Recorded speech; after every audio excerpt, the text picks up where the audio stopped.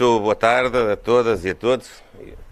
Mais uma vez cumprimentar o Dr. António Costa e dizer-lhe que é um gosto muito grande recebê-lo aqui hoje, já na qualidade de Presidente do Conselho Europeu indigitado, visto que a assunção de funções formais acontecerá apenas no próximo dia 1 de dezembro, mas ter a oportunidade, em nome do Governo português, e creio que não é abusivo dizer em nome de Portugal e dos portugueses, a oportunidade de lhe desejar muito sucesso, muitas felicidades, bom trabalho, visto que sabemos ambos que a exigência desta função é enorme.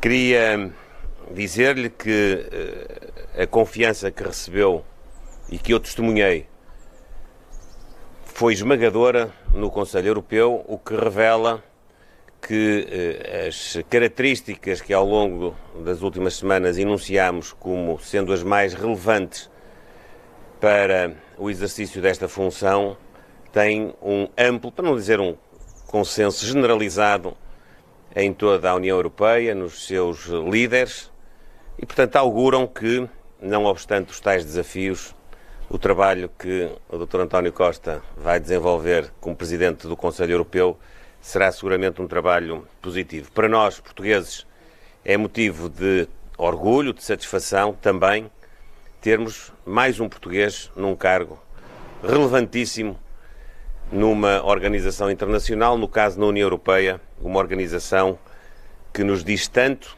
e com a qual partilhamos tantas das nossas decisões. Dizer-lhe, Sr. Dr. António Costa, que a disponibilidade do Governo português para a colaboração e para a cooperação serão totais, sabendo que nem são mais nem menos do que aquelas que se esperam com todos os restantes 26 Estados-membros. Mas, obviamente, que é importante dizer-lhe de viva voz que, por parte do Governo português, terá sempre todo o espírito de colaboração e cooperação necessários para que, em sede do Conselho Europeu, se alcancem as convergências, os consensos, às vezes as maiorias, que são necessárias para que a União Europeia possa dar avanços naquilo que é a construção de um projeto político de paz, de prosperidade económica e de bem-estar para as pessoas. A agenda que temos pela frente é uma agenda muito exigente. A agenda estratégica de 2024 a 2029 incorpora vários e importantes objetivos, desde logo o objetivo de termos um possível alargamento com implicações que naturalmente são grandes, até do ponto de vista da alteração e da reforma das instituições europeias. Podemos negociar um próximo quadro plurianual financeiro que trará também ele, nesta conjuntura, novas exigências, e sabemos que Portugal é, desse ponto de vista, um país com interesses estratégicos muito próprios, a manutenção das políticas de coesão, mas também, obviamente, a participação enquanto Estado-membro em novos processos de financiamento para projetos comuns e para a alavancagem das economias dos Estados-membros. A competitividade económica da União Europeia é um dos principais objetivos desta agenda e só ela poderá trazer o crescimento económico do espaço europeu que possa depois também sustentar objetivos sociais e objetivos estratégicos ao nível da transição digital, da transição energética, da transição ecológica. Colocamos, como o Sr. Dr. António Costa sabe, em nome de Portugal, alguns acrescentes ao longo da discussão do texto da agenda estratégica. Um deles, de que não se fala muito, é aquele que tem a ver com a política da água, mas que é um objetivo estratégico também para Portugal, é para a Europa e para Portugal. Finalmente, como sabem, hoje, mais do que nunca, o pilar da segurança e defesa assumiu uma importância relevante. Portugal, já desde o tempo do governo liderado pelo Dr. António Costa, e agora com o atual Governo, tem estado sempre na linha da frente também da construção da cooperação entre os Estados-membros da União Europeia neste domínio, neste pilar que se apresenta também fundamental para os próximos anos. A esse propósito, estivemos e estamos empenhados em continuar a garantir a ajuda à Ucrânia com vista a ultrapassar esta situação em que foi invadida por parte da Rússia e com tanto sofrimento do ponto de vista humanitário, mas também com tanto prejuízo do ponto de vista económico. Estaremos, como também sempre temos estado, a dar contributos positivos para a evolução da situação no Médio Oriente.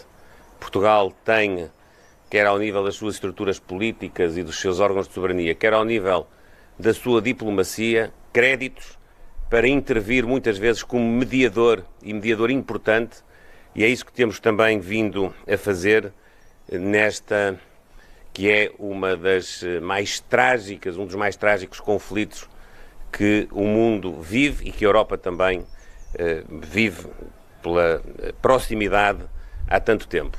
E depois, finalmente, objetivos que são objetivos comuns da União Europeia e também de Portugal, o aprofundamento das relações internacionais com a América do Sul, com os Estados Unidos da América, desde logo, com a África, uma relação que tanto nos diz e na qual também contribuímos tanto a nível europeu, com outras geografias, com a Índia, com o Sudeste Asiático, com a China, tudo relações que, do ponto de vista institucional, vão requerer dos Estados-membros e também do Presidente do Conselho uma intervenção que julgamos será muito valorizada pela escolha que os 27 Estados-membros fizeram. Sabemos que ainda no quadro do entendimento que foi alcançado se seguem alguns passos, a eleição da Presidente da Comissão Europeia no Parlamento Europeu, da própria Presidência do Parlamento Europeu, por via da aprovação da proposta para a Presidência da Comissão Europeia, depois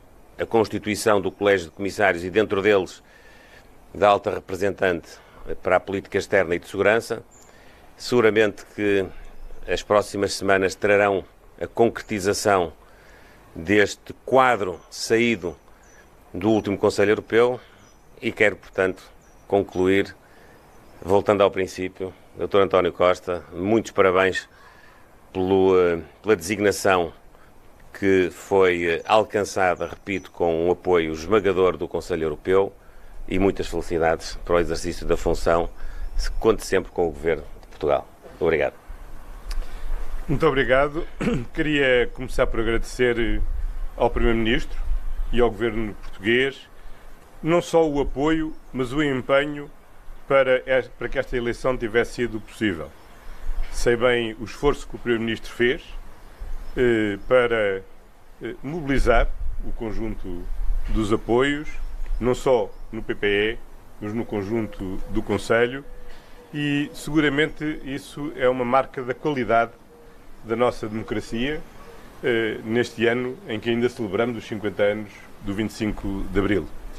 Esse agradecimento é extensivo também à nossa diplomacia, ao Sr. Ministro dos Negócios Estrangeiros, pelo empenho que tiveram, pelo trabalho que foi feito. Pela minha parte, espero agora honrar essa confiança, não só do conjunto dos líderes europeus, mas também, em particular, a confiança que Portugal em mim depositou, sabendo bem que sempre que um português desempenha funções no exterior, quaisquer que elas sejam, é uma forma de valorizar o nosso país e é isso que quer fazer e poder corresponder como as nossas comunidades imigrantes fazem no exterior, como muitos responsáveis políticos fizeram no passado ou fazem no presente em funções institucionais que exerceram ou exercem, ou que a nossa seleção logo à tarde em campo procurará honrar também o nosso país. É com esse espírito que procurarei servir. Obviamente que me cabe agora focar naquilo que será a minha principal missão, contribuir com um consenso alargado em torno dos 27, exercer a representação externa da União em matéria de política externa e de segurança comum e contribuir para executar a agenda estratégica que o Conselho Europeu aprovou na sua última reunião e que o Sr. Primeiro-Ministro aqui sintetizou. Pela minha parte, Sr. Primeiro-Ministro, pode contar com toda a disponibilidade, colaboração, atenção e uma pequena vantagem que é terá sempre um interlocutor com quem não precisa de tradução e que, portanto, podemos falar diretamente na nossa própria língua e desejar-lhe a continuação das maiores felicidades nas funções que exerce. Muito obrigado. Obrigado. Obrigado. Muito obrigado. Parabéns. Obrigado.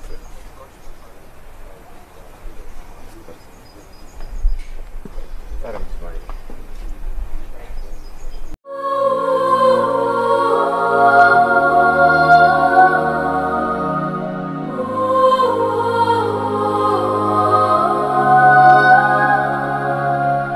Caríssimos compatriotas luso-canadianos, aqui deste maravilhoso parque da Via Marítima, os meus melhores votos para um dia do Canadá muito feliz e cheio de sol, cheio de alegria e um princípio de férias muito bom para todos e todas.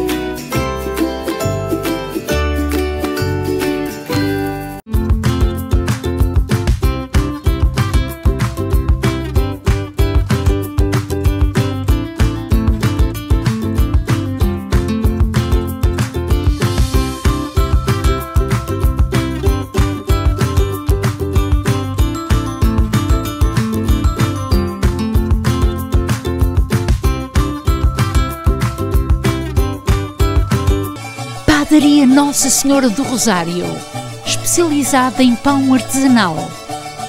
Há 35 anos servimos pão fresco todos os dias. Aos sábados fazemos pizzas e bifanas. Temos grande variedade de pastelaria. Venha experimentar. 514-843-6668. Venha fazer uma visita na rua Saint-Hubert, na melhor casa de natas do Quebec. Intermarché Universal, há 50 anos no centro da comunidade.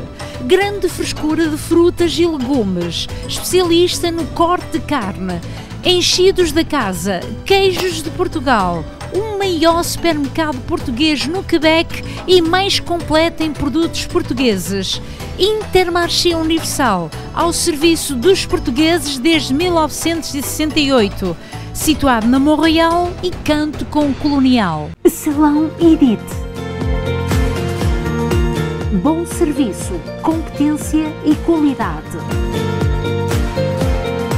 Especializado em corte unissexo, styling, coloração e penteados para casamentos e eventos.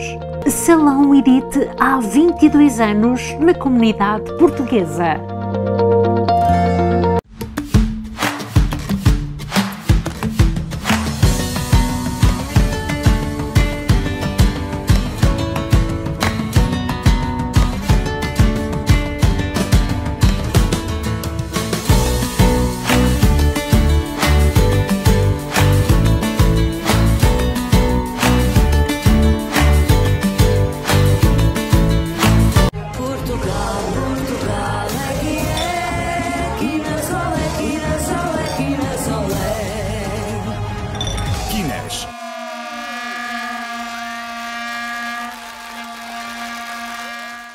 Imagina o lugar mais belo do mundo. 9 ilhas nascidas no mar imenso pela força do fogo e moldadas pela habilidade única da natureza. Há décadas que temos o orgulho de sobrevoar este paraíso natural. Hoje continuamos a deslumbrar-nos com a magia que nos envolve. É esta a natureza que nos inspira a ser uma porta de entrada digna deste nosso destino de sonho. Por falar em sonho, o nosso, transportar-vos para lugares mágicos.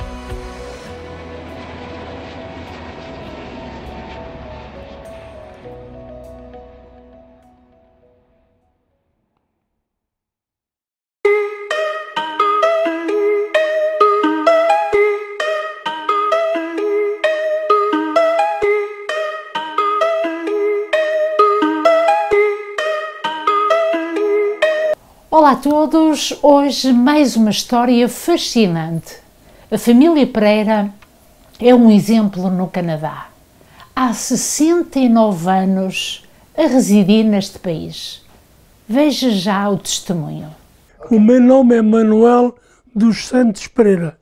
Nasci em São Brás de Alportel a 25 de novembro de 1931.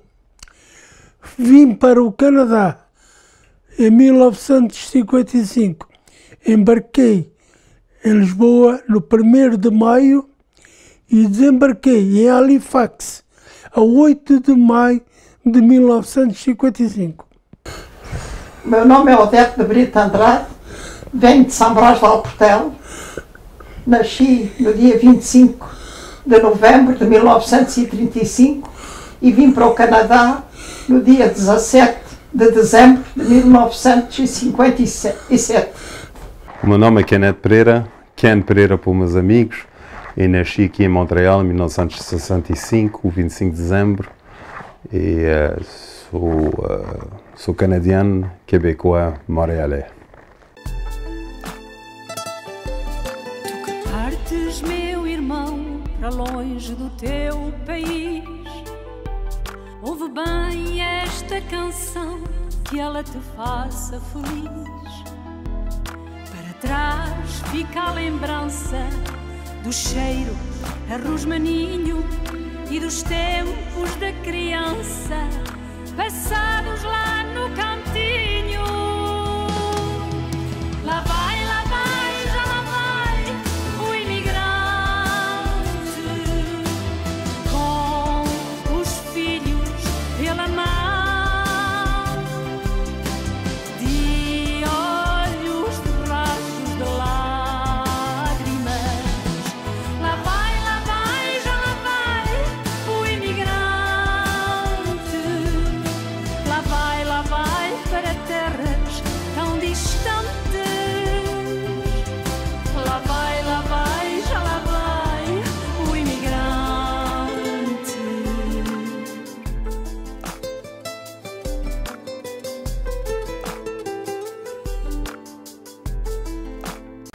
Sra. Dona Odete, Sr. Pereira, obrigada de nos acolher no vosso conforto.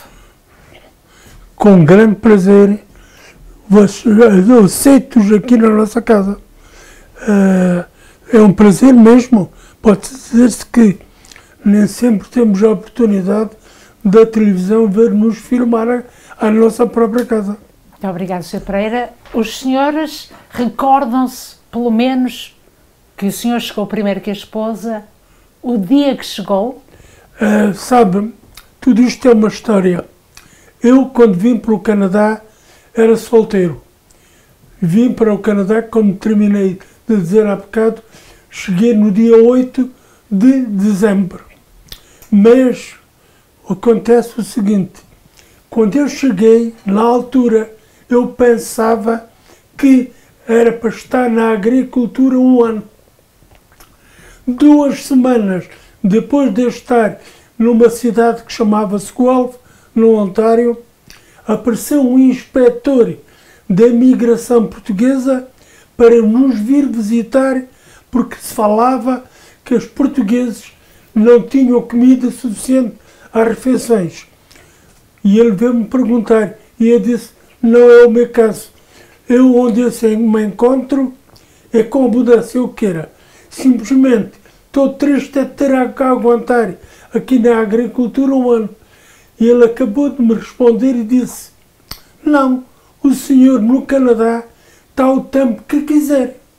Foi mesmo por isso que vocês foram obrigados a trazer $350 em dinheiro, em caso que vocês saíssem, porque aqui no Canadá, neste momento, não há assistência social nem medical.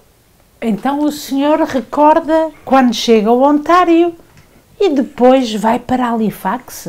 Não, ao contrário. Ao contrário? Eu vim de Halifax para o Ontário. O barco chegou a Halifax. E quantas pessoas trazia esse barco, Sr. Pereira? Cerca de 1500.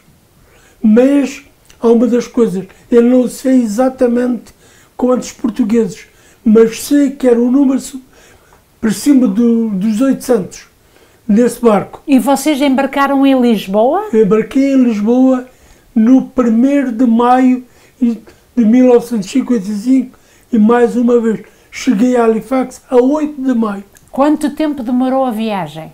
Digamos 7 dias. Foi duro? Não. Eu ouvia falar que o mar era tremendo, mas nos primeiros 2 dias de Lisboa, na zona dos Açores, o barco parecia um barco à vela, um barco de passeio. Mas depois de passar os Açores, começou a haver ondas terríveis, onde todos nós fomos obrigados a ficarmos lá no interior, não se podia visitar cá acima.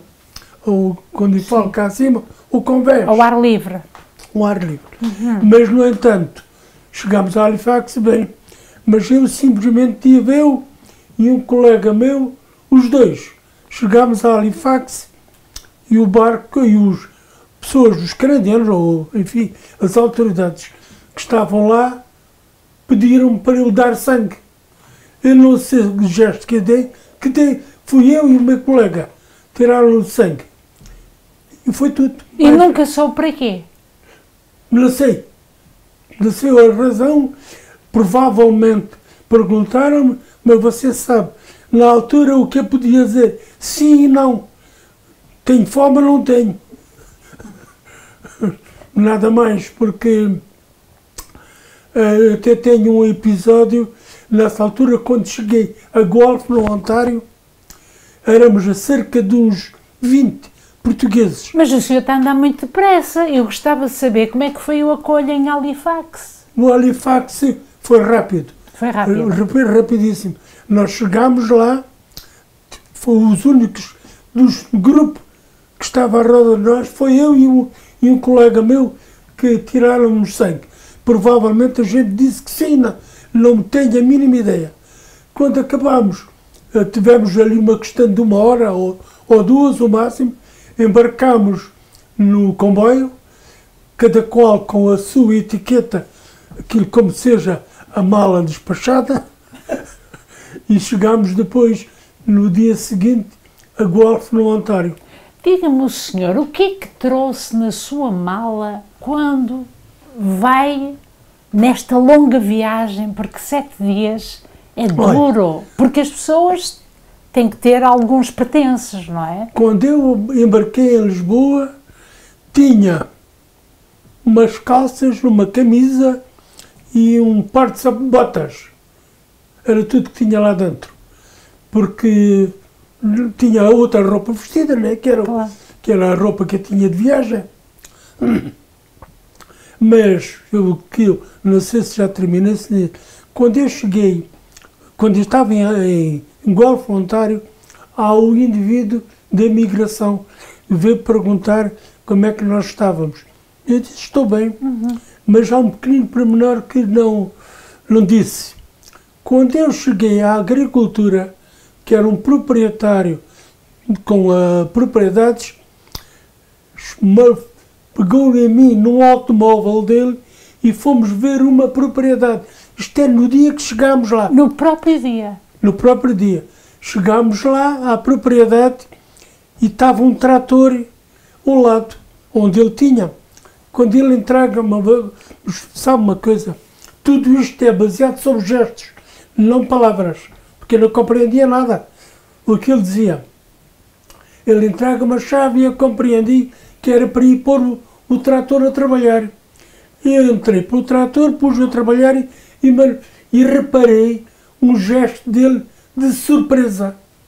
Porque sabe uma coisa, eu depois é que analisei, é claro, depois andei com o trator e era para lavrar a propriedade e semear o que era a semear. Mas eu reparei que havia um gesto extraordinário dele, que é o seguinte, sabe, em 1955, um trator é quase como um avião hoje.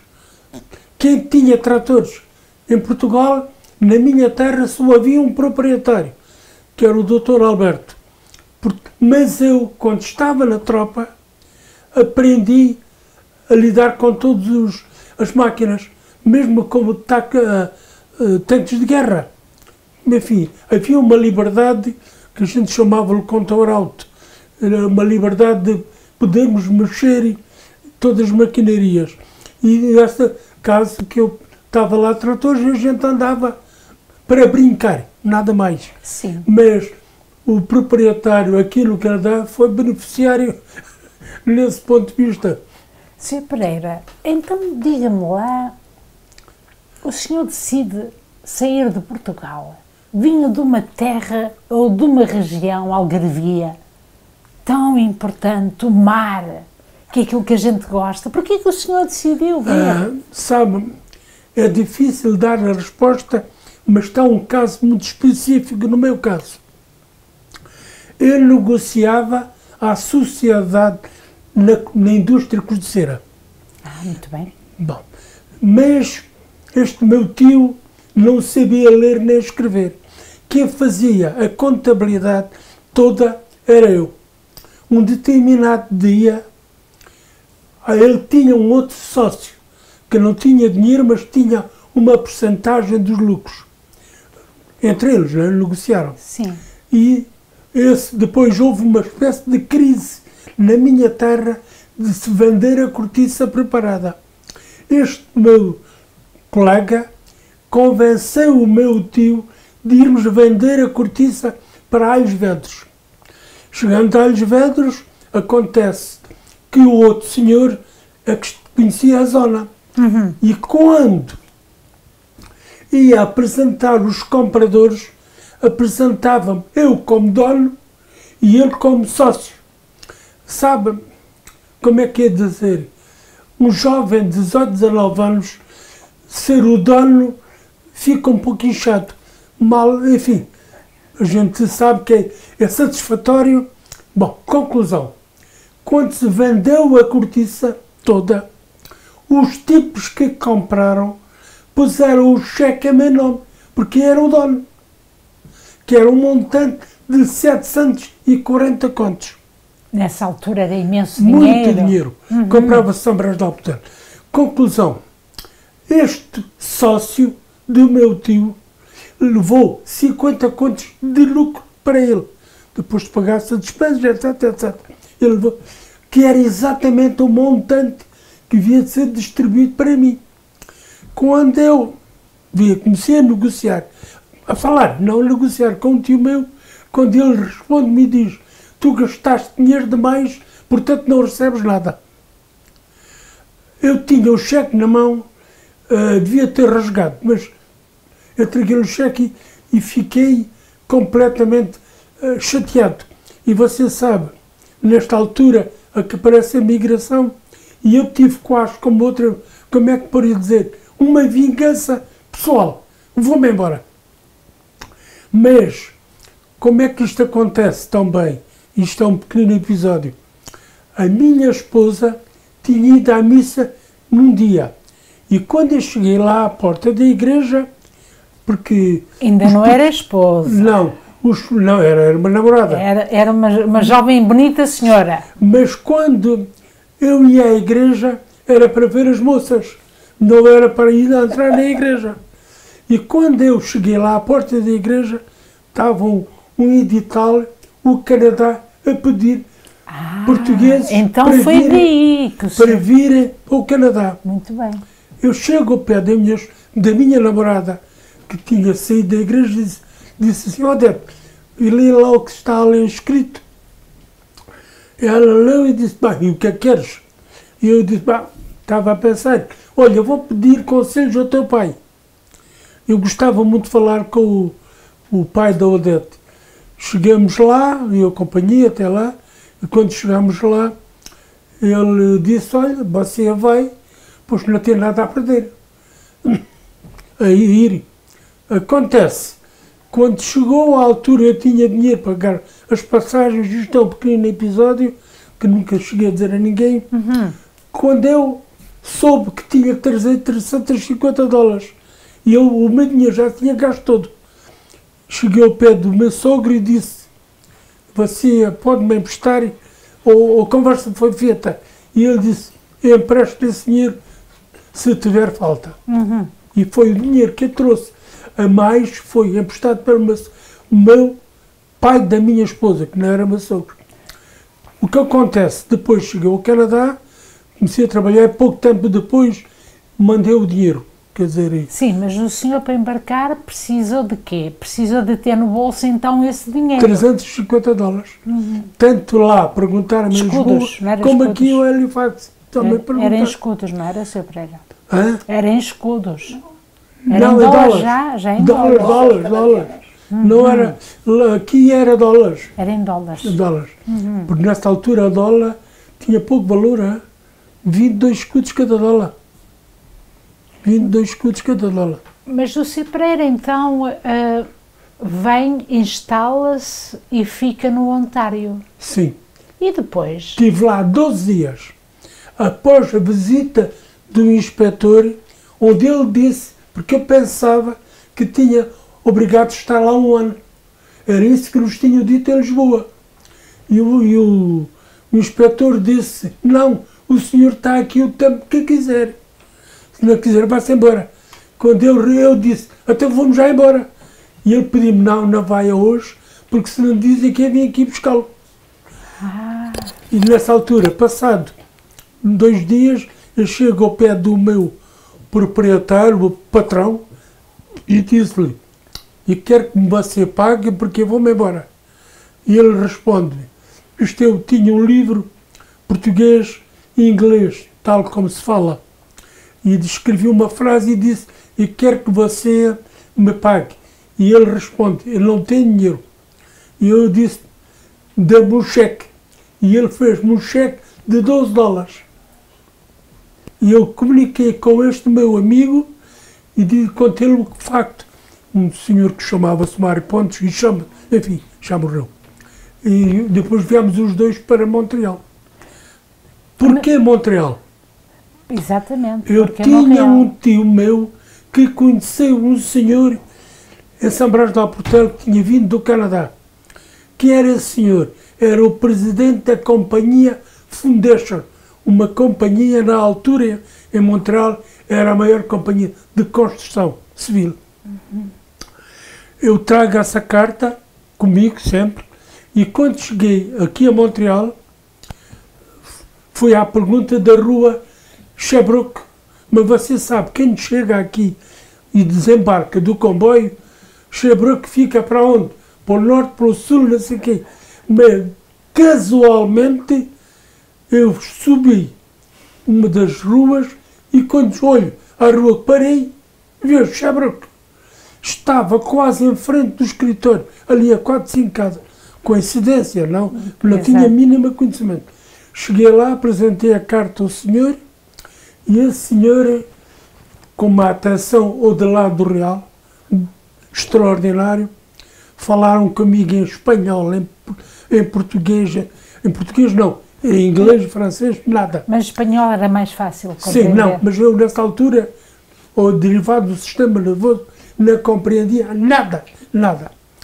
Eu depois, há um senhor que era o vice-presidente da companhia, que fez sinal, embarcou o meu amigo e eu para Sorel.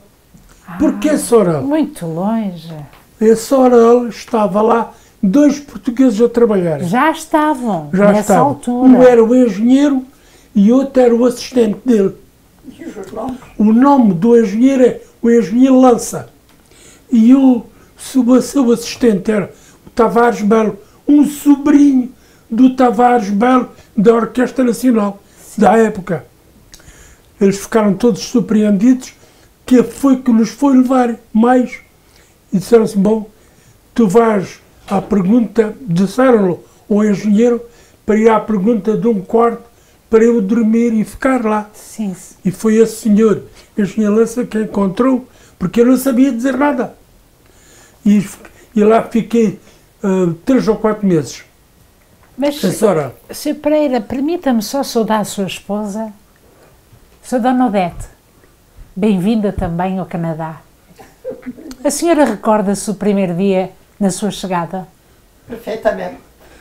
Cheguei no dia 17 de dezembro 1957, eu tive 9 meses, depois de meu marido casámos de procuração. Supunhamos casar de procuração. O meu marido chegou 2 dias antes do casamento. E quando o padre viu uma vila pequena, o autocarro que vem de Lisboa, o pessoal junta-se à roda. E o padre, que me conhecia muito bem, eu cantava na coral da igreja. E ficou zangado comigo que eu não quis casar por igreja porque tinha o noivo no Canadá. E tinha o notário, paguei o notário para ir à minha casa a casar. Quando o meu marido chegou na sexta-feira, o padre viu e disse: "Tá, tu chegaste ao Canadá, estás aqui em São Brás e não queres casar por igreja?" E o meu marido disse: "A Odete não sabe que eu estou aqui. É uma surpresa." De maneira que o padre disse: "Vai falar com ela imediatamente e vê que eu tenho que pedir autorização para vocês, que se quiserem casar domingo, que era o domingo, os casamentos eram o domingo." E eu estava tudo previsto para ser o domingo, nesse domingo.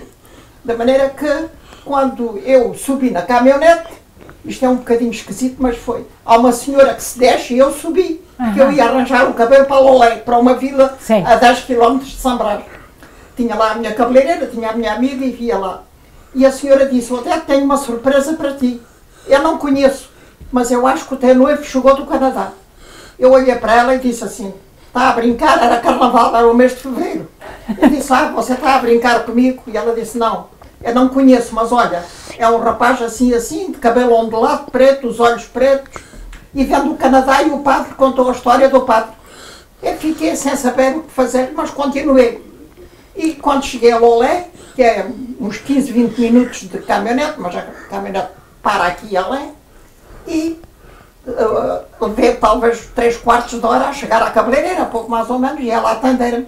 E quando cheguei à cadeira, disse: "Menina Mabília, tenho uma novidade para lhe contar." E contei-lhe a história. Diz ela: "Ah, menino, até é carnaval, não liga importância." Mas nisto ela parou. Eu estava assim, estava-me a pôr os bigodinhos ou os rolos. Ela parou e disse: "Olha lá para o espelho." Já o meu marido estava em Lolé, porque ele conhecia esta família. A gente namorou 5 anos. De maneira que depois acabei de arranjar o cabelo, ele esperou por mim, viemos embora. Ele pediu o automóvel ao tio, a um dos tios, e foi rápido, como foi à minha casa. A minha mãe ficou paralisada quando viu. Foi tudo uma surpresa muito grande. Enfim, uma surpresa e uma alegria muito grande. Foi. Eu tinha aproximadamente 20 pessoas convidadas, juntámos umas 30. E o meu pai foi a São Brás comprar a carne necessária, comprar tudo, extra. E tudo se fez um casamento muito interessante. Toda a gente falava na história.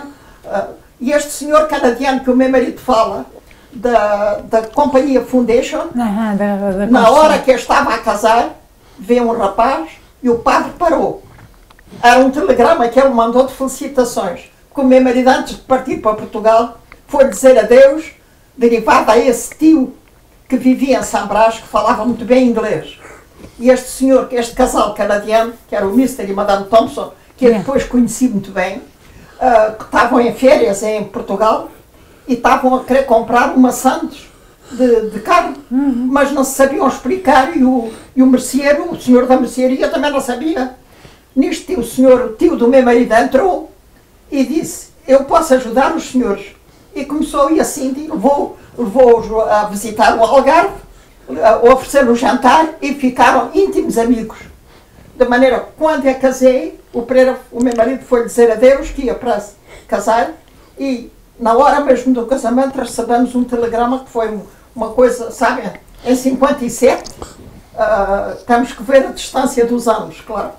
Depois o meu marido, na viagem de núpcias, fomos a Lisboa e fomos à Embaixada Canadiana o meu marido tinha trabalho, uma carta da companhia Canadian Brits Alumina Becamo. O meu marido tinha casa oferecida pela companhia, um bangalô a estear, e tinha na volta de $3.000 no banco.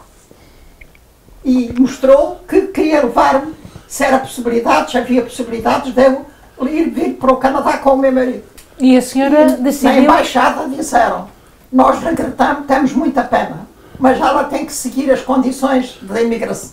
Tive 9 meses, tive que ter os exames medicais, etc, etc. E passado 9 meses, em dezembro, vim para o Canadá e quando me fui à embaixada para ter o visto, tínhamos que ter mais uma inspeção extra daquela que vinha da nossa terra, do médico a civil. E quando me examinou, abraçou-me e disse, era um senhor médico, era médico, era canadiano, mas falava português um bocadinho atravessado, mas compreendia-se bem. E disse-me, eu sei que vocês vão fazer, que a senhora e o seu marido vão ser uns grandes canadianos. Sabe, eu fiquei assim, fiquei um pouco emocionada, porque a partida é sempre triste. Despedir-me dos meus pais, da minha irmã, nós éramos uma família pequenina. Sim, sim. E, quer dizer, o imigrante, quando imigra, não é sempre por falta de dinheiro. Nós não éramos ricos, longe de lá, mas na mesa nunca faltava nada. E quando havia falta de dinheiro, o meu pai educou-me assim. Papá, ainda me lembro, eu era criança.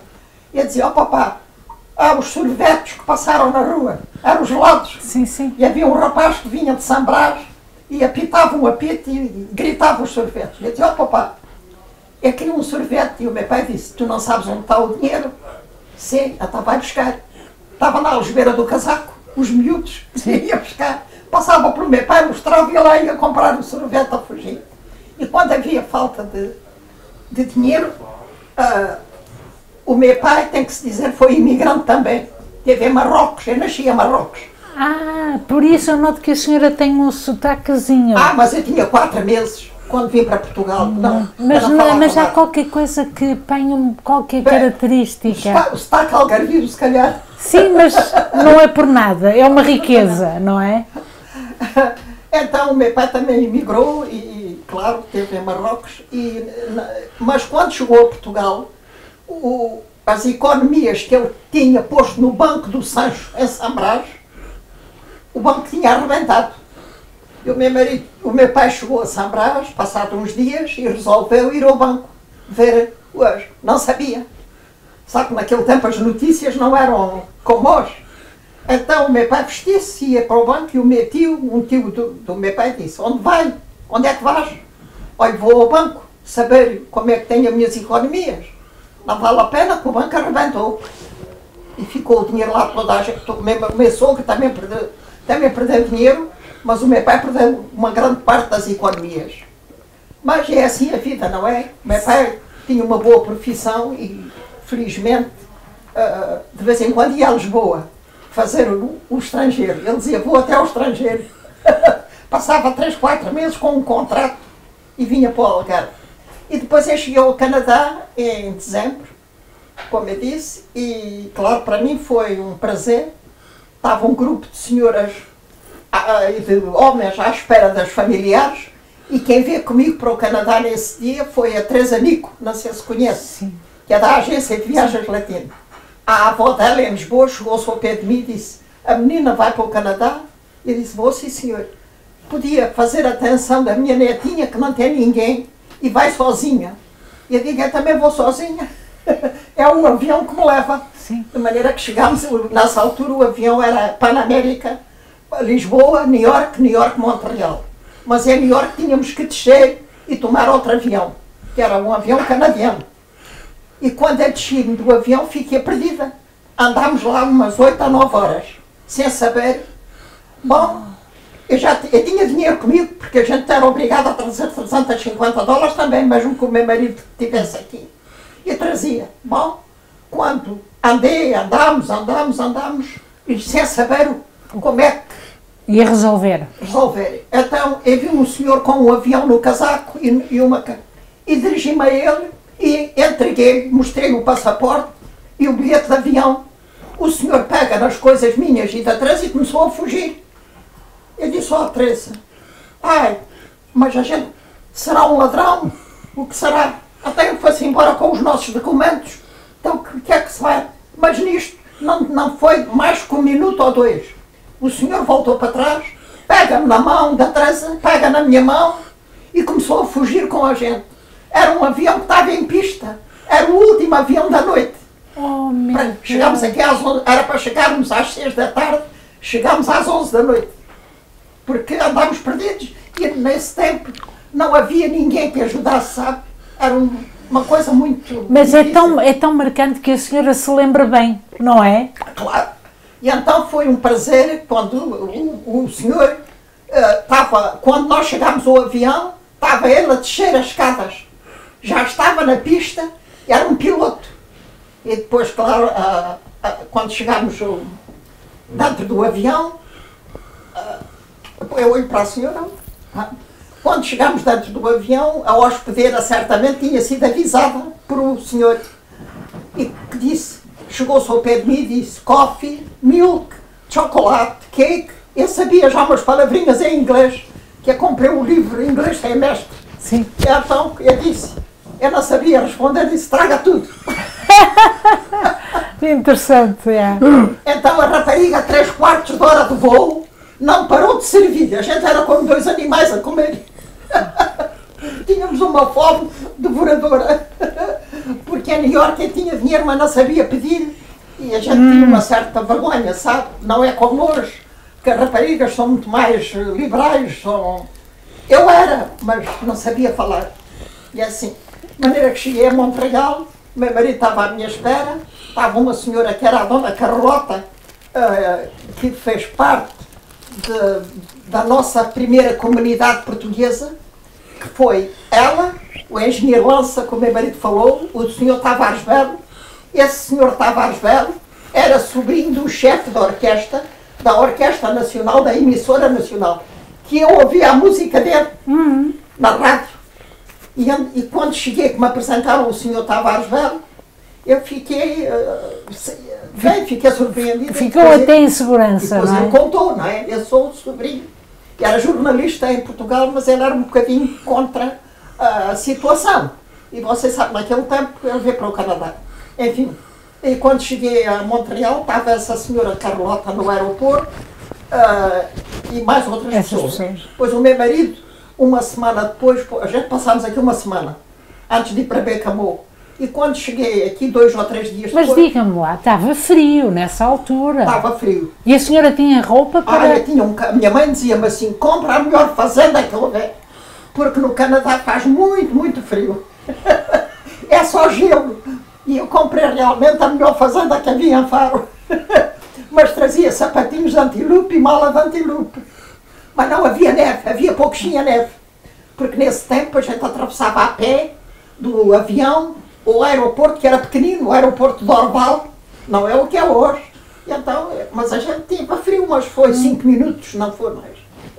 De maneira que... Então bom, esteve aqui uma semana e depois... O meu marido levou-me à Associação Portuguesa, que foi a primeira associação fundada em Montreal, que foi fundada por 5 ou 6 pessoas.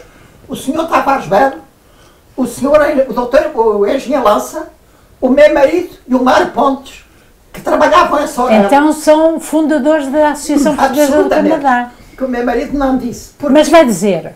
Porque o que aconteceu foi que em Sorel foi o primeiro ano que estavam no Canadá, todos. Então, mas o senhor Tavares Belo e o engenheiro Lance e essa dona Carlota e uma rapariga que era a feiguinha de descendência judaica, falava tudo inglês e francês, mas o meu marido e esse o Mário Pontes, claro, falavam já umas palavrinhas. E quando estavam em Sorel, o inverno apareceu e a companhia fechou. No inverno, nessa altura, a construção fechava completo. Vieram para Montreal e combinaram-se a encontrarem-se e formarem um encontro, um meio de encontro, onde formaram a Associação Portuguesa em Montreal, ao canto da São Lourenço e Sherbrooke. Foi quando eu cheguei, passado 9 meses, eu cheguei e o meu marido levou-me lá. E foi lá que eu conheci o senhor Tavares Belo, a dona Juliana, que era a mãe, a Celeste, que era a mulher que vinha da minha terra, um bocadinho, chamava-se Almancil do Poço, o nome da terra dela, e mais essa senhora Carlota e Feguinha, que era essa judaica, que era uma simpatia. Essa dona Carlota ainda é viva, tem 100 anos. Sabe, todos nós temos uma vida. Eu cá estava em Bécamo bastante privilegiado. Eu tinha casa, ganhava 3 vezes mais que em Montreal e cheguei, mas uma das razões que lhe dizer porque é que me vim embora. Quando a minha filha nasceu, começa-se a ver a preocupação dos filhos no futuro. E eu tinha tudo que não ter, os colegas meus de trabalho eram todos canadianos originais de lá. Mas eram casais que já tinham filhos de 14, 15, 17, 20 anos. E eu pergunto, onde é que está a tua filha? A minha filha foi estudar para Quebec. Até o teu filho? Pois o meu filho foi para a Universidade McGill, em Montreal. Eu digo assim, quer dizer, eu estou aqui, amanhã ela tem que se ir embora. Porque eu... Bom, eu um dia cheguei ao pé da companhia e disse, a partir de hoje, não quero mais trabalhar. O que é que você vai fazer? Você está parvo? Talvez, mas vou-me embora. E terminei, cheguei a casa e disse, Odete, arruma as coisas, vamos embora para a semana. E foi isso que eu fiz, vim para Montreal. E esta casa já tem quantos anos, Sr. Pereira? Aqui já está. Esta casa tem a idade do meu filho. Ken, uma coisa fantástica na vossa família. Todos nascem no dia 25. É, exatamente. É curioso. Sim, exatamente. É uma coisa que a gente fala por muito tempo. O 25 está sempre com a gente. Então você nasceu em Montreal? Nasci aqui em Montreal. E já nesta casa? Nesta casa, sim. Aham. O meu pai fez esta casa em 1965, comprou o terreno e tudo, e começou com 2 pessoas ou 3 e fizeram a casa inteira. Olha, e você frequentou a escola portuguesa? Eu fui à escola portuguesa 1 ano só. Os meus pais disseram-me que era bom que ia à escola portuguesa para melhorar o meu português, mas eu fui sempre à escola inglesa. Isto começou com a minha irmã, que a Bécamo foi à escola protestante inglesa, e depois aqui em Montreal, a gente puseram-me logo na escola inglesa, e nesta área, que chama-se Nouveau Rosemont, no tempo, estávamos muito próximo da Saint-Léonard. Quer dizer, 80%, 90% da população da minha escola inglesa era 90% italiano. Muito pois, em casa, sábado e em casa falava-se português, para si não era difícil? Não, exatamente. Eu tenho meus amigos, a escola era inglês, na estrada, na rua era francês e a casa era português. Olha, e a nível de igreja? Você frequentou a igreja? Ainda pode dizer, eu fui à igreja quando a escola inglesa, a gente fazia um curso religioso que a gente ia, a gente pode dizer que somos católicos, mas ainda era um praticante enorme. Fui lá umas 2, 3, 4, 5 vezes, mas nem ia para curso. Ia os domingos, às vezes, a gente ia... À missa? À missa. Então, uns 10 vezes por ano, uma coisa assim, um máximo, sabe? Mas até que ponto, Ken, lhe serviu esses valores? Porque, na realidade, são valores que nós olhamos no passado e os nossos pais se preocuparam em tentar dar o melhor, não é? Certo. Serviram para si, não foi? Penso que sim. A família ajuda muito. A visão do pai e da mãe dá, às vezes, uma maneira que a gente toma um caminho melhor. É? Sem dúvida. Um caminho com valores, como você diz bem. É isso que eu penso. É uma coisa que a sociedade não pensa. Gosta muito de ter diplomas, gosta muito de ter coisas em papel para mostrar, troféus, mas os valores não falam muito disto. E acha que seria necessário, se calhar, os governos se preocuparem mais com essa parte da ética, a moral? Olha, a ética e a moral não existe quase. Nem existe quase agora.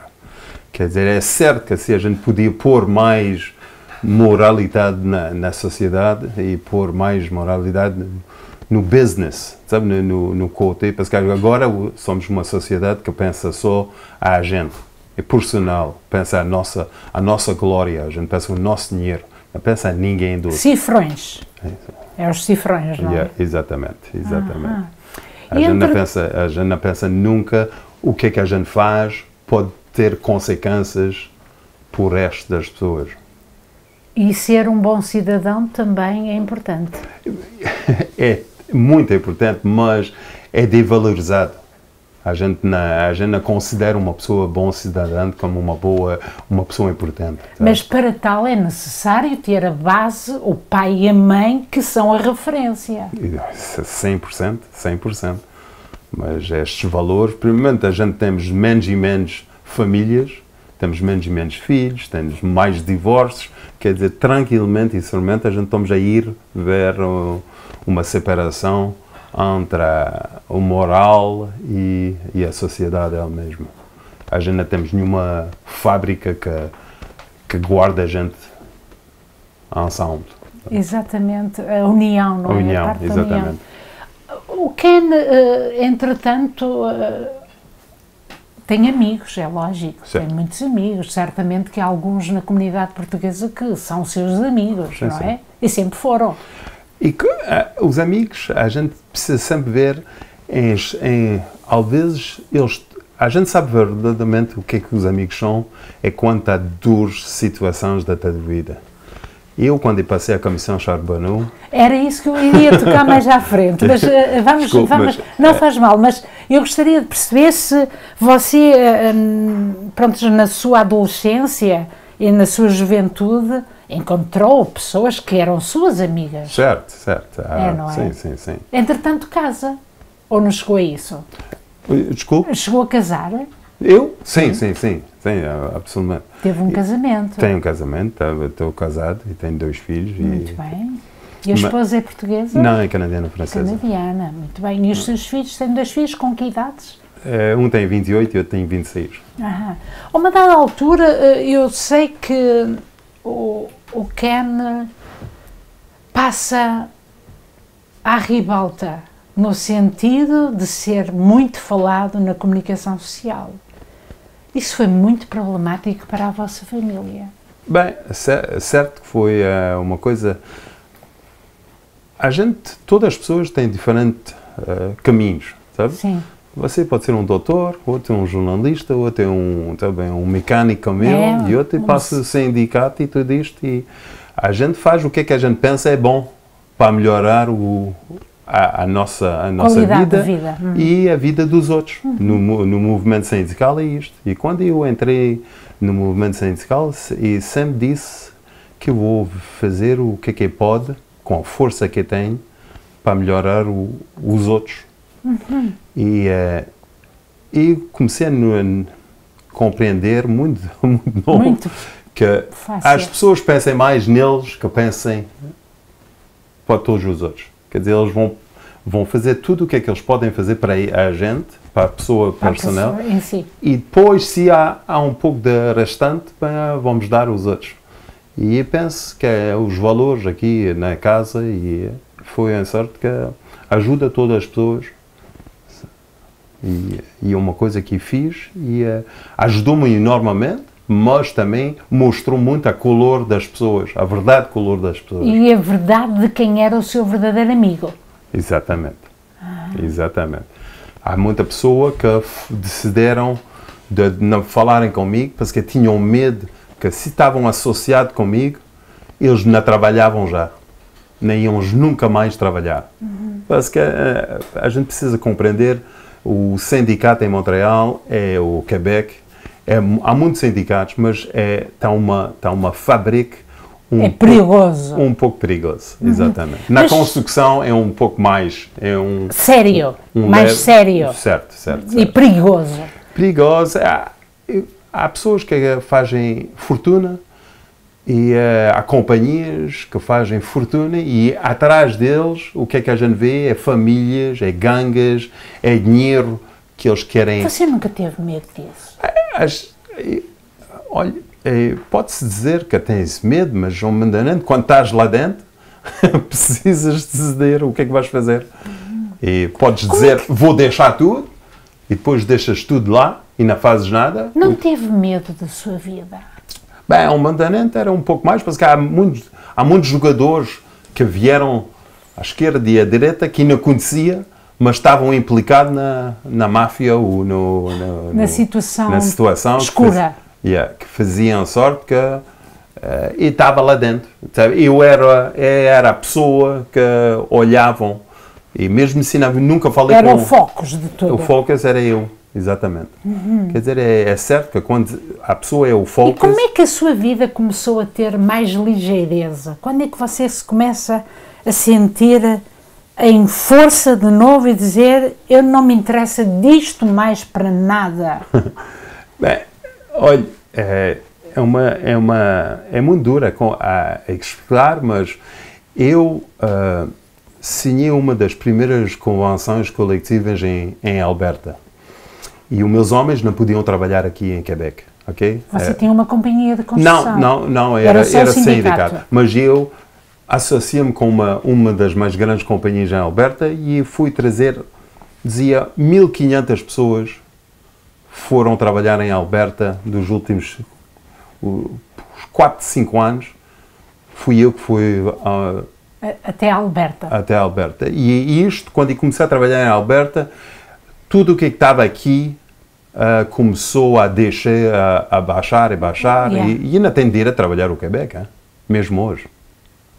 11 anos mais tarde.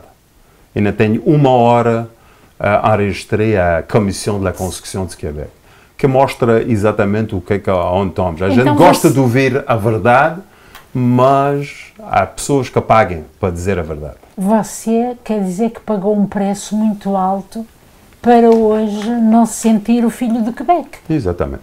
E o que é que detesto é a hipocrisia. Nem o que é subir.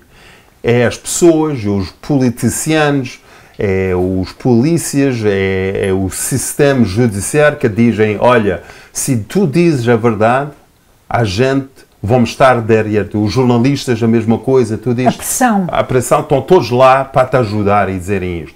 Mas quando não fazes exatamente o que é que eles querem que fazes, eles não te ajudem como eles diziam ia te ajudar. Sabe, os jornalistas, quando teve uma enorme... Os jornalistas da Rádio Canadá, TVA, LCN, falo de todos, tiveram enormemente pressão para fazer. Sim, mas uma razão que muitas pessoas não sabem é que eles recebem enormemente dinheiro de publicidade, ok? E quando companhias diziam, faz atenção, não, porque ainda vou pôr $100.000 este ano em publicidade e tudo isso, eles começam a recuar. Os politicianos, eles veem que, podes falar do síndico, mas não falas disto e não falas daquilo, porque estes homens são amigos da gente. Quer dizer, compreende? Quer dizer, e pode falar de você, mas não pode falar do senhor, porque o senhor está muito conectado com os politicianos. Depois está firmes de advogados. De engenheiros. De engenheiros. Que estão na sopa. Estão lá dentro. Eles sabem tudo o que é isso aí. Sabem, às vezes, mesmo mais. E eles não fazem nada. Decidem de calar a boca de uma cena, porque os contratos são enormes. Sabe, os contratos das vilas, só na construção, é enorme. E corrupção, às vezes, chega. A corrupção é parte do problema. A gente ouve os politicianos de falarem de taxas, subir, e ninguém pensa que se a corrupção fecha, é provado que a gente salva milhares de dólares. Quer dizer, se salva milhares de dólares, é que você, eu e outros não temos já este dinheiro como profit. E estas pessoas são muito importantes dentro do sistema, que faz a sorte que o Ken Pereira é melhor que se a gente puxa ao lado. Ken, mas você tem uma esposa, como disse, tem 2 filhos, tem uma irmã que adora, tem uns pais que ama. Como é que vivia a família quando você todas as vezes ia à televisão e essa preocupação de todos os dias? Eu penso na nervosidade. Eu guardei 2 anos sem dizer a ninguém também. O stress. 2 anos ninguém sabia nada. Sabe, antes da Comissão Charbonneau, meu pai e a minha mãe não sabiam quase nada do que é que se passava.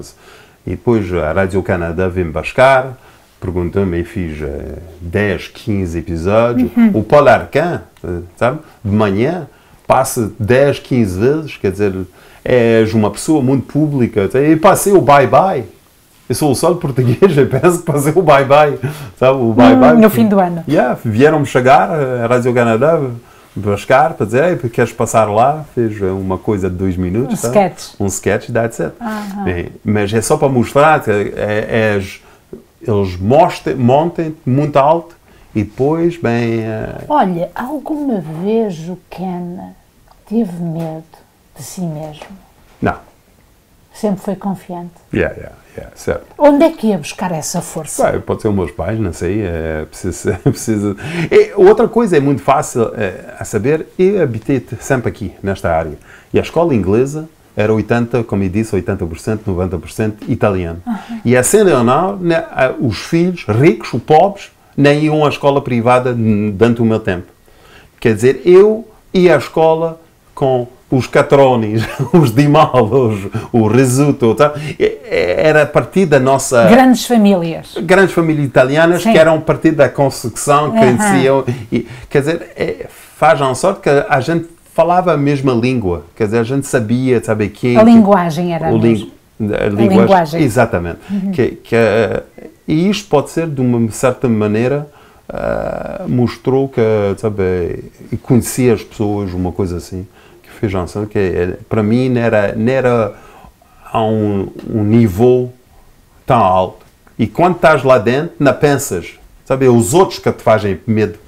Faz atenção, não vais ali, faz atenção, faz isto, aquilo, sabe? E that's it. Mas o Ken, os seus filhos estavam sempre muito preocupados. Eram mais novos, é certo, é uma pressão, vê-se a televisão e depois, ao mesmo tempo que mostra-me a mim, mostra-me a máfia. Quer dizer, sabe, é logo e é automático. É um laço. É um laço, é automático e a pessoa, meus amigos, dizem, sabes o que é que estás com, sabes a quem é este homem, sabes a quem é esta mulher, sabes a quem é isto. Isto não são pequeninos pessoas, são muito importantes. Mas como é que o Ken, então, falou-me, Alberta é o espaço onde você decidiu continuar a sua vida? Continuo a trabalhar, porque primeiramente não podia trabalhar aqui, e eu pus lá e fiz contratos com companhias, 2 das mais grandes companhias em Alberta, da construção, a gente não é construção residencial, a gente é mecânico, quer dizer, é rafinarias, é água, é planos químicos, é tudo um industrial. Grandes nomes. Exatamente, e o meu pai começou nisto, quer dizer, eu depois fiz exatamente o que ele fez como profissão, depois eu fui ele foi o lado patronal e eu fui no lado sindical, sabe? E é isto que deu-me uma chance, porque eu fui trabalhar lá... Na Alberta. Sim, 2 semanas, uma semana. Ia 2 semanas trabalhar lá, o avião pago para vir, e fiquei lá 3 anos e meio, uma coisa assim. E agora? Agora estou aqui. E como é que é aceito agora? Como é que é a sua... Como é que é você... Como é que se sente? Bem, porque não é fácil esses anos todos viver em dor, porque é uma dor silenciosa, não é?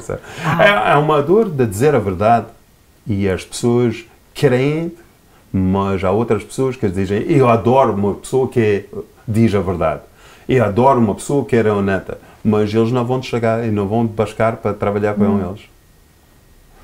E vou dizer uma história, se você quer. Transparency Canada é uma organização que via-me buscar. E gostava que seja, falas para mim.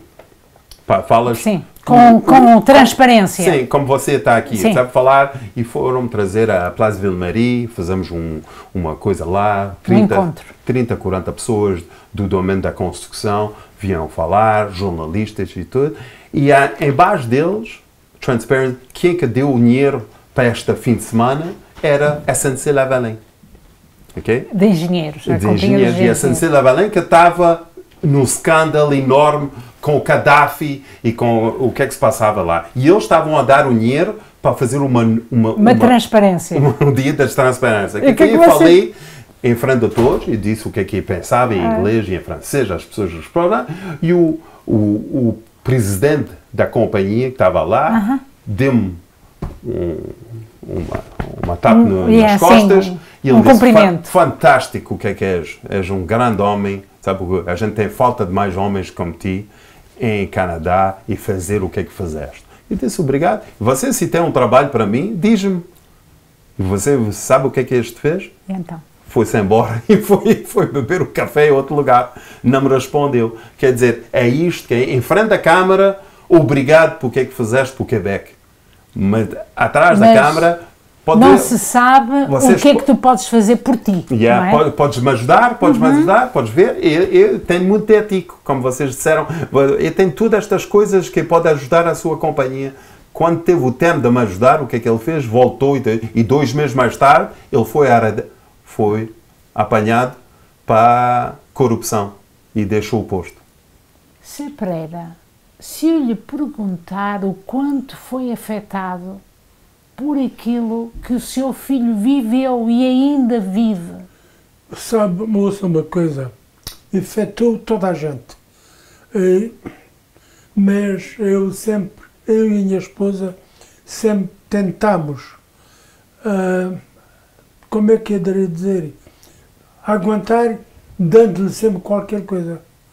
Não é dado da oferta, mas sim como uma contribuição normal. Tanto assim, quando eu vendi a casa, foi ele que recebeu a maior parte dele. Mas concorda com aquilo que o seu filho, a visão do seu filho? Mas escutou-se uma coisa, sabe, isto é ser franco, eu concordo aquilo que me convém, quando não me convém não me concordo, porque eu fiz parte também do sindicato que ele teve, ou quando ele esteve, e eu fiz também parte do sindicato. Era como fiscal da contabilidade. E vi muita coisa. E disse, epá, vocês não devem fazer isso. Mas nunca forcei. Ora, que o meu filho forçou. E é isso. Quer dizer, ele estava lá dentro, viu o que se passou e guerreou com eles. Mas hoje, infelizmente, temos que ser um bocadinho hipócrita. Temos que ser. Temos que entrar, não necessariamente puxar para nós. Mas não acha que o seu filho tentou, ou tenta pelo menos, que as coisas da ética, ao nível da moral, sejam mais limpas? Sabe, ele é mais sindicalista do que eu. É mais, como é que poderia dizer, vê as coisas de uma maneira para o futuro. Ora, que ele não via tanto. Ele disse que queria um momento que se passasse. Se calhar ele, em defender determinadas situações, prejudicou-se muito. Absolutamente, absolutamente. Ele, por exemplo, recorda-me um caso que se passou, que ele disse no tribunal, por isso é que posso dizer, há um indivíduo que lhe ofereceu um automóvel, dele as chaves. E ele, depois de jogou a chave fora e disse, não quero. No tribunal ele disse ele, eu devia ter aceitado o automóvel. E o juiz, ou o que, alguém que lhe perguntou, e o que é que fazias? Nessa altura tinham partido numa parede. Quer dizer, sabe, como é que eu poderia dizer? É ser franco, mas necessita chegar lá. Sr. Pereira, o senhor acha que em tantos anos de Canadá, 59 anos de Canadá, 69, perdão, 69. Não, ok. Peço desculpa. 69 anos de Canadá, acha que o governo português olha para a imigração com respeito ou com exemplo? O que é que tem a falar sobre isso? Sabe uma coisa? Essa é uma pergunta porque eu tenho chegado a Portugal, que eu sou da minha terra, e tenho ido lá, talvez fosse lá umas 30 vezes. E chega-se uma altura que eu passei a ser um tipo de local, já não está no Canadá. E ouço falar mal dos imigrantes. Mal dos imigrantes. A primeira coisa, ora, já está estas moscas varejantas. Eu digo assim, sabe como é que é possível? Ah, desculpe. Não está ligado. Sim. Eu estava numa mercearia E há uma senhora da minha terra que esteve aqui no Canadá e esteve na casa da cunhada a viver e 3 ou 4 anos e foram-se embora.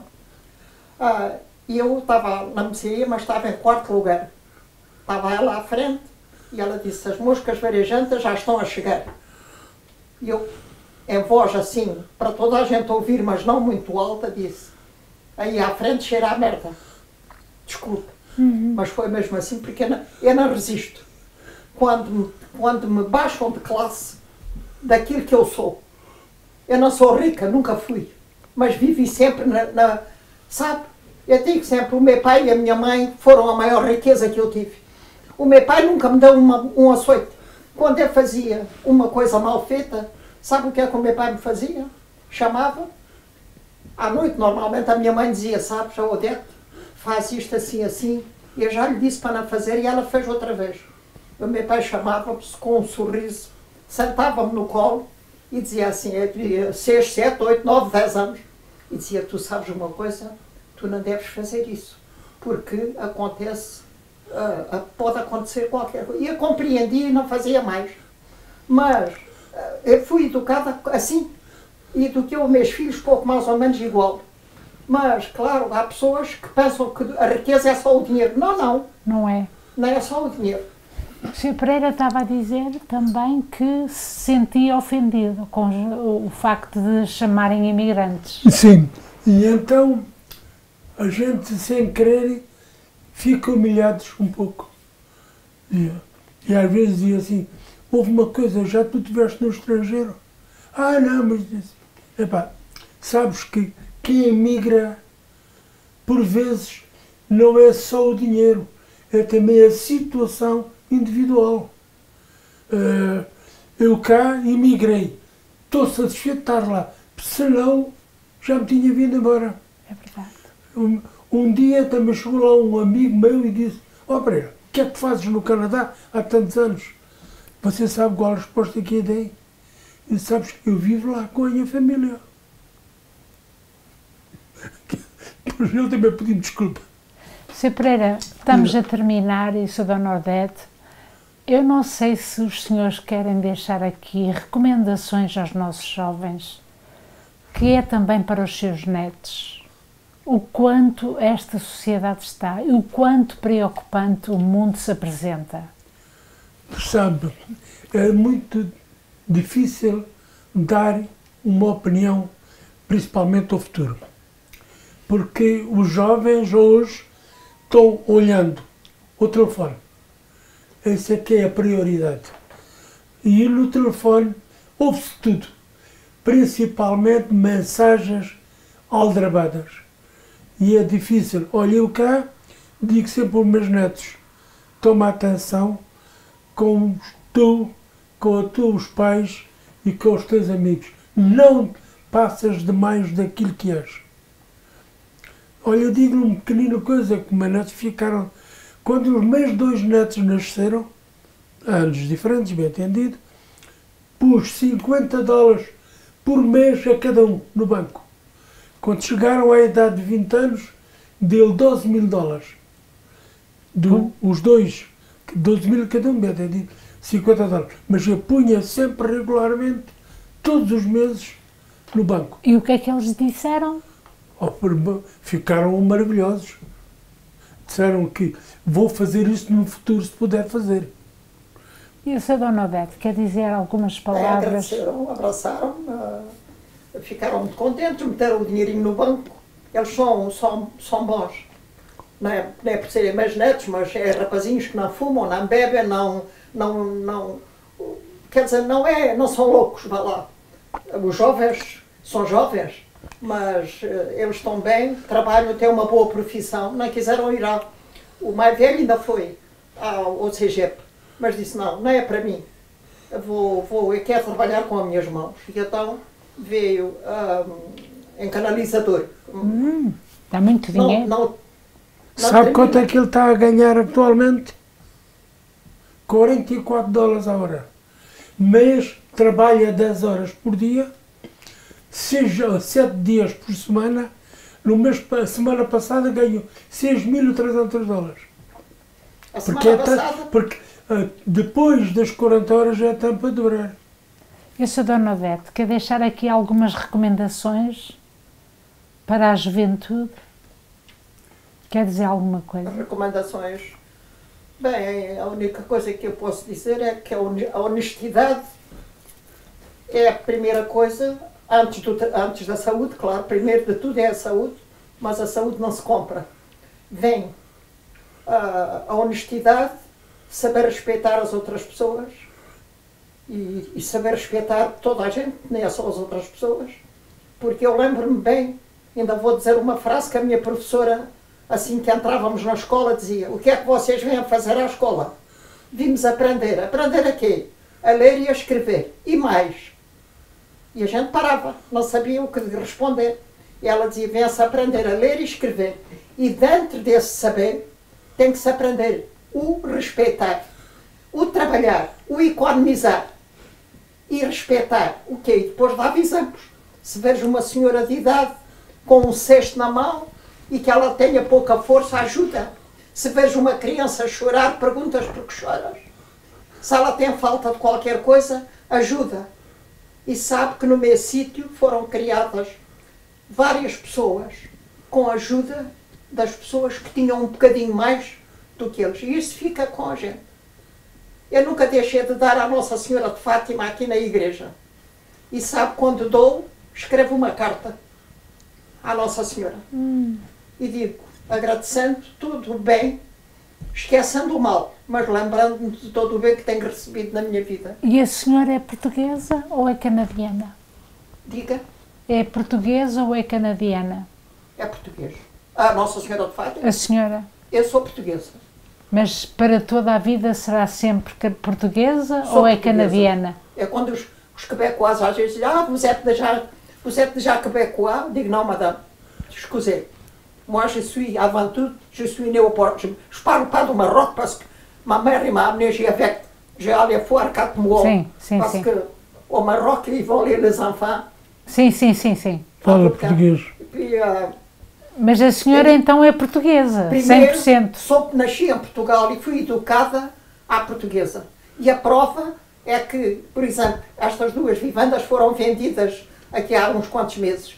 E apareceram novos proprietários, gente nova.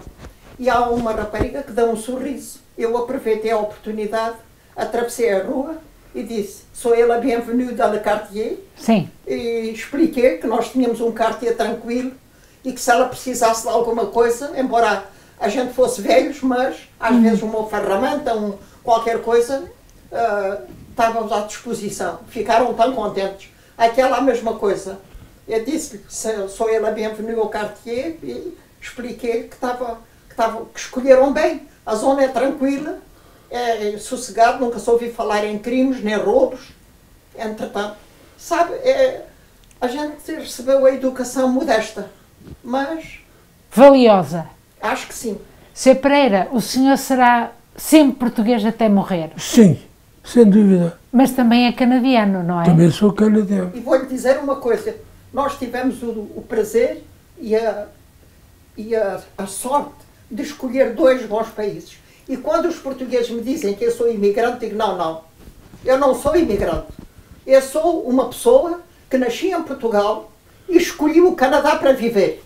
Porque Portugal não me deu aquilo que eu inspirava. Mas eu tenho ajudado mais os portugueses do que tu.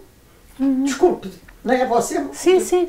Porque a pessoa fica. E porquê? Porque eu mandei dinheiro do Canadá para construir aqui 2 apartamentos que têm em Faro. Foi pessoas que trabalharam, que ganharam dinheiro do Canadá. Eu guardei a casa dos meus pais, que é uma vivenda, mandei renová-la e continuo a mantê-la. Escuta, vivo no Canadá, tenho a minha casa lá também, mas se eu quiser vir para Portugal amanhã, até tenho micro-ondas, tenho torradeira, tenho toda a porcaria. Diga. O senhor será então sempre português? Sem dúvida, sem dúvida. Não é a altura para mudar. E é aqui dentro que reina, não é? O sentimento. Sim, sem dúvida alguma. Essa pergunta tem sido feita várias vezes e a minha resposta é sempre a mesma. Nasci em Portugal, serei português. Até morrer. Até morrer.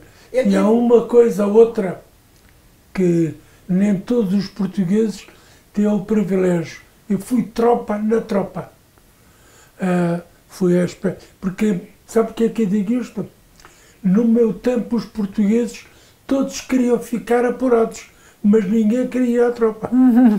Sr. Pereira e Sra. Dona Odete, muito obrigada de nos acolher. É um gosto enorme saber a vossa vivência neste Canadá, que é um Canadá que sabe receber. Sim. Sem dúvida. Eu digo muitas das vezes aos portugueses, eu tive o dom, depois de estar no Canadá há 5 anos, tive o dom de poder votar, onde vocês só começaram a votar, a bem dizer, depois do 25 de Abril. Sim, porque antes votavam, mas eram as pessoas ricas, pessoas não sei quem, mas o meu pai e a minha mãe nunca ouvi falar que iam votar. Bem-aja por este momento. Obrigada de nos acolher. Obrigada. Tu que partes, meu irmão, para longe do teu país, ouve bem esta canção, que ela te faça feliz. Para trás fica a lembrança do cheiro a rosmaninho e dos tempos da criança, passados lá no cantinho. Lá vai, já lá vai o imigrante, com os filhos pela mão, de olhos de rastros de lágrimas. Lá vai, já lá vai o imigrante. Lá vai para terras tão distantes. Lá vai, já lá vai o imigrante.